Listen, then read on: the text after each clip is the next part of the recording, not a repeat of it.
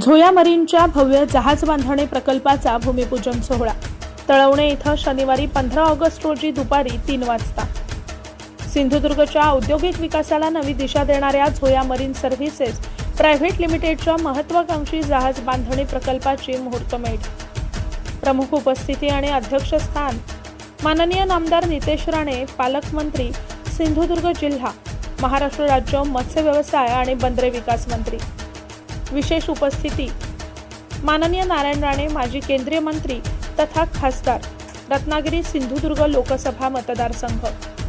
या प्रकल्पाची वैशिष्ट्य.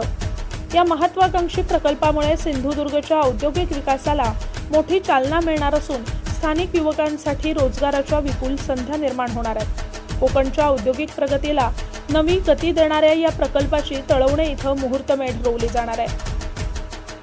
प्रमुख मान्यवरांची उपस्थिती श्री प्रमोद कामत, आमदार दीपक केसरकर, आमदार निलेश राणे, श्री मनीष दळवी, जिल्हाधिकारी श्रीमती तृप्ती धोडविसे, श्री रवींद्र खेबुडकर, पोलीस अधीक्षक डॉक्टर मोहन दहिकर, श्रीमती सुस्मिता जाधव, श्री गौरव मोळी, सरपंच गोविंद केरकर. या ऐतिहासिक आणि औद्योगिकदृष्ट्या महत्त्वपूर्ण सोहळ्याचे साक्षीदार होण्यासाठी सर्व नागरिक, उद्योजक, मान्यवर आणि हितचिंतकांनी मोठ्या संख्येने उपस्थित राहावं असं आवाहन Zoya marine services private limited यांच्या वतीनं करण्यात आलंय. तळवणेच्या भूमीतून कोकणच्या औद्योगिक प्रगतीची नवी सुरुवात.